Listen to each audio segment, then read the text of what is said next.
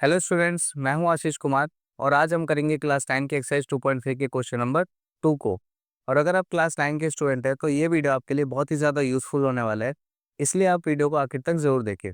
तो बिना time waste के वीडियो को स्टार्ट करते हैं। तो क्वेश्चन नंबर 2 में हमारे को दे रखा है कि गुणनखंड प्रमेय लागू करके बताइए कि निम्नलिखित स्थितियों में से प्रत्येक स्थिति में क्या जी एक्स पी एक्स का एक गुणनखंड है या नहीं है। ठीक है ना।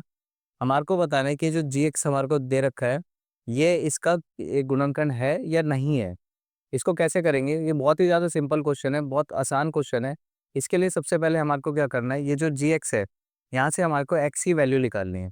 तो इसलिए हम क्या करेंगे, एक्स प्लस वन को हम ज़ीरो के बराबर लिखेंगे और फिर इसके बाद एक्स बराबर में ज़ीरो प्लस के वन को हम यहाँ पर शिफ्ट कर देंगे। तो यहाँ पर जब वो इधर आएगा तो वो माइनस का वन हो जाएगा और एक्स बराबर में माइनस वन होगा यहाँ पर। तो हमारे को एक्स का मान कितना मिलता है, यहाँ पर माइनस वन मिलेगा। तो ये जो एक्स की वैल्यू हमारे को माइनस वन मिली है, जब हम एक्स की वैल्यू इसमें माइनस वन रखते हैं और अगर ये ज़ीरो हो जाता है तो हम क्या कहेंगे कि ये जो जी एक्स है वो पी एक्स का एक गुणनखंड है। और अगर वो ज़ीरो के बराबर नहीं होता है तो हम कहेंगे कि जी एक्स पी एक्स का गुणनखंड नहीं है। ठीक है ना। इसको करते हैं सॉल्व। सबसे पहले हम क्या करेंगे, टू एक्स की पावर थ्री प्लस का साइन एक्स की पावर टू माइनस का sign to x minus one लिख देंगे। इसके बाद हमारे को क्या करना है कि x की जगह यहाँ पर माइनस वन लिख देना है। तो टू एक्स की जगह माइनस वन उसकी पावर थ्री प्लस का साइन x की जगह फिर से माइनस वन इसकी पावर टू माइनस का साइन टू लिखेंगे। अब देखिए दोनों के बीच में कोई साइन है तो मल्टीप्लाई का साइन x की जगह हम लिखेंगे माइनस का वन और यहाँ पर ये वाला माइनस वन यहाँ लिख देंगे।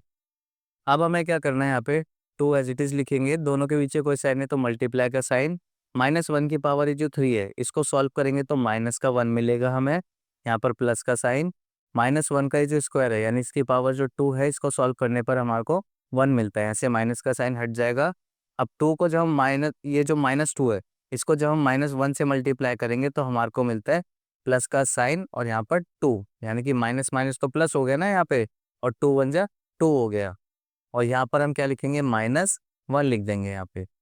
अब इधर देखते हैं, टू को जब हम माइनस वन से मल्टीप्लाई करते हैं तो हमारे को मिलता है टू, और क्योंकि इसका प्लस और ये माइनस है तो प्लस माइनस माइनस का साइन। यहाँ पर देखिए प्लस का वन ये रहा और ये माइनस का वन है, तो ये दोनों आपस में कट जाएंगे। यहाँ पर बचता है हमारे पास प्लस का टू, तो प्लस टू हम यहाँ पे लिख देंगे। अब देखिए यहाँ पे माइनस टू और प्लस टू ये दोनों आपस में कट जाते हैं, हमारे को आंसर मिलता है यहाँ पे ज़ीरो। इसका मतलब निकलता है कि जो जी एक्स है वो हमारा पी एक्स का एक गुणनखंड होगा।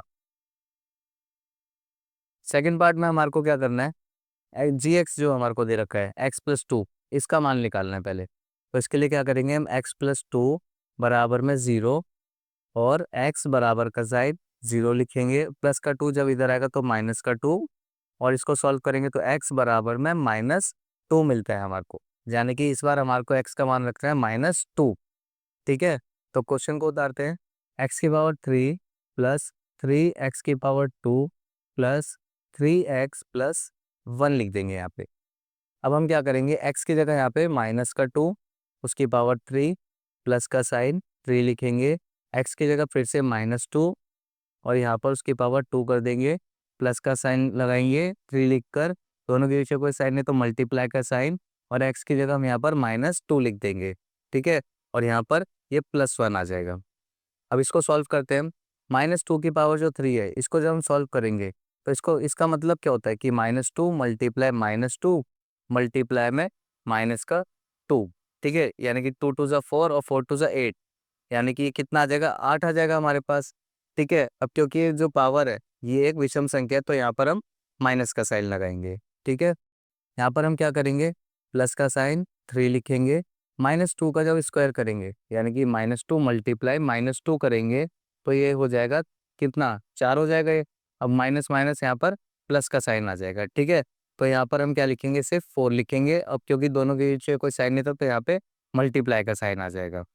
इसके बाद थ्री को टू से जब मल्टीप्लाई करेंगे यानी कि जब थ्री को माइनस टू से मल्टीप्लाई करेंगे तो ये कितना मिलता है हमारे को, सिक्स मिलेगा, और प्लस माइनस माइनस का साइन आएगा यहाँ पे, और ये प्लस वन हम यहाँ पे लिख देंगे।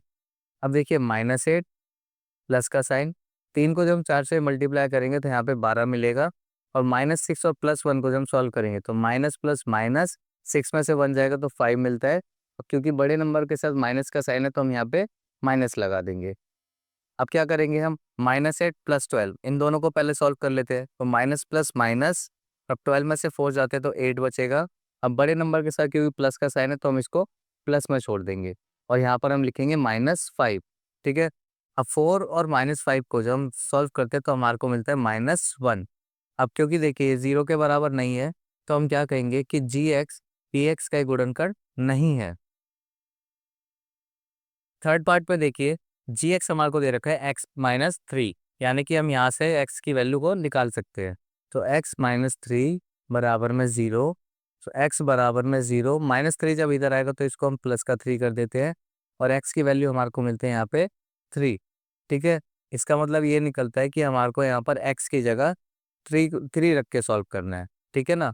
तो हम यहाँ पर जल्दी से इस क्वेश्चन को उतार लेते हैं और जहाँ पर भी x है वहाँ पर हम 3 रख के सॉल्व करेंगे। अब यहाँ पर हम x की जगह 3 लिखेंगे और इसकी पावर को भी 3 कर देंगे, माइनस का साइन 4। अब देखिए दोनों के बीच में कोई साइन नहीं तो मल्टीप्लाई का साइन लगाएंगे और यहाँ पर x की जगह हम 3 लिख देंगे, उसकी पावर 2 हो जाएगी। यहाँ पर प्लस का साइन, x की जगह फिर से हम 3 लिखेंगे और +6 यहाँ लिख देंगे।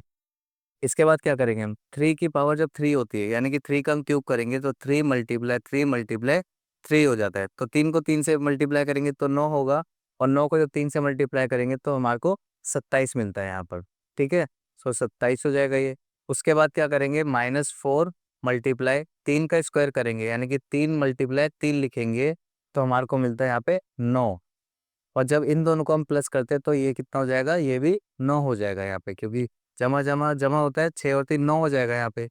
इसके बाद 27 लिख के, ठीक है, 4 को 9 से गुणा करेंगे तो 36 मिलता है और यहाँ पर देखिए माइनस का साइन है तो यहाँ पर भी क्या आ जाएगा, माइनस आ जाएगा और यहाँ पर हम लिखेंगे प्लस का 9।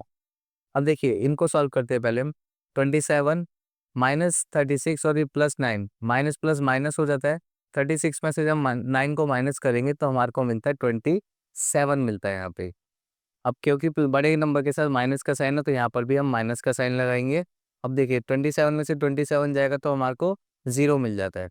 अब क्योंकि देखिए ये 0 हो गया तो हम कह सकते हैं कि हाँ, gx px का यहाँ पर गुणनखंड है।